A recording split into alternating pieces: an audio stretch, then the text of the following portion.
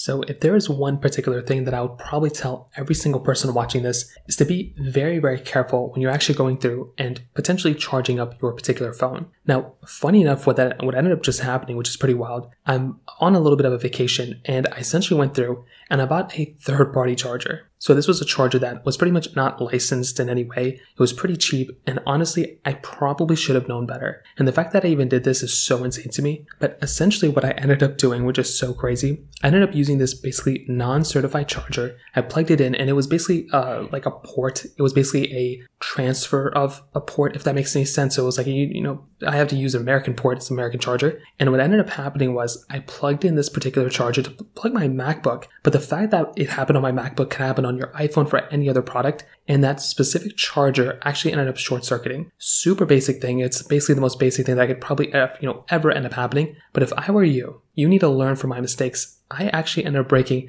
my 96-watt MacBook MagSafe charger, which I use to charge my MacBook, some other devices, including my Android devices, even my iPhone 15 Pro now, I basically use to charge all my other devices. This is not that cheap of a charger. If you have a MacBook, you probably know these particular chargers can be fairly expensive. So this ended up breaking my $80 charger, and it's kind of annoying. I mean, it's like a very, very annoying thing we're going to have to kind of deal with now, but this is just a friendly reminder that if you are planning on using some sort of different ports, if you're planning on, changing up your particular, iPhone, and you're planning on actually using a different accessory, make sure you go through and you actually use a proper certified accessory that you're planning on using. The last thing you want to do is you don't want to probably break your iPhone, and that's basically essentially what could have happened. Now, luckily for us, these newer ports that we have and these newer, charging cables and all these things usually are licensed, within the country that we are in. So this is something that's actually very, very good, because what actually ends up happening is that you can actually go through, use one of these newer ports, and it's not going to affect your iPhone. It's not going to cause problems with your iPhone.